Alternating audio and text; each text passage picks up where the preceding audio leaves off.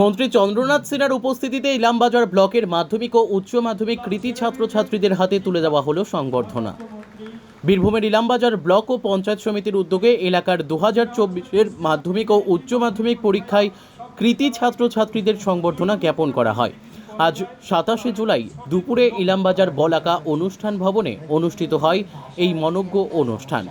উৎসাহ ও উদ্দীপনা নিয়ে কৃতী ছাত্রছাত্রীরা এই সংবর্ধনা অনুষ্ঠানে অংশগ্রহণ করে। উপস্থিত ছিলেন বোলপুর বিধানসভার বিধায়ক তথা রাজ্যের মন্ত্রী চন্দ্রনাথ সিনহা, বোলপুর মহকুমার শাসক অয়ন নাথ, ইলামবাজার ব্লকের সমষ্টি উন্নয়ন আধিকারিক অনির্বাণ মজুমদার, পঞ্চায়েত সমিতির সভাপতি সুদীপ্তা সাহা হালদার, সহসভাপতি দুলাল চন্দ্র রায়, বীরভূম জেলা পরিষদের মৎস্য ও প্রাণী সম্পদের কর্মাধ্যক্ষ রবি মুর্মু প্রমুখ। প্রথমেই অনুষ্ঠানের পক্ষ থেকে অতিথিদের চন্দনের ফোঁটা, প্রদীপ প্রজ্বলন, পুষ্পস্তবক ও উত্তরীয় দিয়ে বরণ করে নেওয়া হয়। পরে শুরু হয় সংবর্ধনা জ্ঞাপন অনুষ্ঠান। মাধ্যমিক মেধা তালিকায় রাজ্যে তৃতীয় এবং মেয়েদের মধ্যে প্রথম পুষ্পিতা বাসুরির হাতে প্রথমে সংবর্ধনা জ্ঞাপন করা হয়। Pushpita Ilambazar new integrated government high স্কুলের এবারের প্রথম মাধ্যমিক ছাত্রী। উল্লেখ্য, এই বিদ্যালয়ে এবারই প্রথম মাধ্যমিক পরীক্ষা শুরু হয়েছে। এদিন এই অনুষ্ঠানে ইলামবাজার ব্লক এলাকার মোট 36 জন কৃতী ছাত্রছাত্রীকে সংবর্ধনা তুলে দেওয়া হয়েছে। এদিন মাধ্যমিকে 11 জন এবং উচ্চ মাধ্যমিকের 15 জন ছাত্রছাত্রী ছাড়াও ইলামবাজার ব্লকের বিভিন্ন মাদ্রাসা স্কুল থেকে 9 জন ছাত্রছাত্রীকে সম্মাননা দেওয়া হয়। এছাড়া এদিন পিছিয়ে পড়া আদিবাসী সম্প্রদায়ের এক ছাত্রীকে ব্লক ও পঞ্চায়েত সমিতির পক্ষ থেকে স্মারক সম্মাননা তুলে দেওয়া হয়। খুবই ভালো লাগছে। মানে এইভাবে সকলের সামনে সম্মানিত হওয়ার আনন্দই আলাদা। এবং যে অনেক গুণী মানুষদের মানে সান্নিধ্য পেলাম, তাদের সামনে থেকে পুরস্কার নেওয়া একটা আলাদাই অনুভূতি। ভালো লেগেছে। ওনারা বললেন যে ছাত্রছাত্রীদের পড়াশুনো করতে হবে এবং ওনারা সবসময় সাহায্যের হাত বাড়িয়ে দেবে।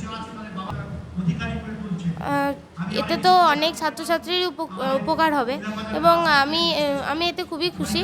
এবং আমি এখন তো সায়েন্স নিয়ে পড়ছি এবং পরবর্তীতে আমার সায়েন্স নিয়ে রিসার্চ করার ইচ্ছা আছে। আমার 700-র মধ্যে 691। New integrated government school. Pushpita Bansuri. দেখো, একটা ভালো জিনিস, ভালো রেজাল্ট করেছে, সম্বোধনা পাওয়ার যোগ্য। এবং আমরা এই সম্বোধনা দিয়ে তাকে যেমন উৎসাহিত করছি, ভবিষ্যতে তারা আরও লাইফ পড়ে আছে, সবে তো মাধ্যমিক দিল, সে যেন আরও ভালো রেজাল্ট করতে পারে।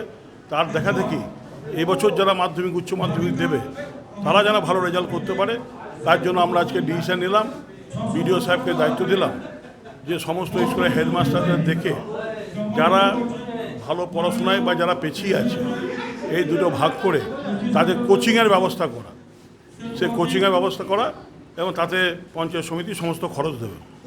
এটা একটা খুব শুভ উদ্যোগ। আমাদের ইলামবাজার ব্লক এবং তার পঞ্চায়েত সমিতি একটা উদ্যোগ নিয়েছে যে ইলামবাজার ব্লকের যেসব কৃতী ছাত্রছাত্রী আছে যারা মাধ্যমিক উচ্চ মাধ্যমিক পরীক্ষায় ভালো স্থান অধিকার করেছে তাদেরকে উৎসাহিত করা। এটার মাধ্যমে যে বার্তাটা গেল যে আগামী দিনে যারা মাধ্যমিক উচ্চ মাধ্যমিক পরীক্ষায় বসবেন তারা এই অনুষ্ঠানের মাধ্যমে আরও উৎসাহিত হবেন, আগামী দিনে যারা এই স্টেজে এই মঞ্চে তারা নিজেরা উপস্থিত হতে পারেন।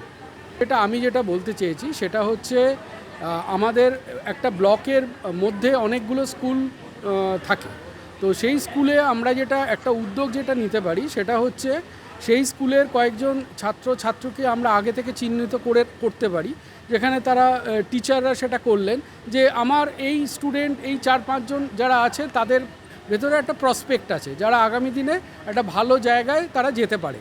তো তাদেরকে আমরা বেছে নিয়ে যদি আলাদাভাবে তাদেরকে একটা গাইডেন্স দিই, যেমন মনে করুন আমার এই অমুক স্কুলে ইংরেজির খুব ভালো একজন শিক্ষক আছে, অমুক স্কুলে একজন কেমিস্ট্রি খুব ভালো পড়ান, অমুক স্কুলে ইতিহাস খুব ভালো পড়ান।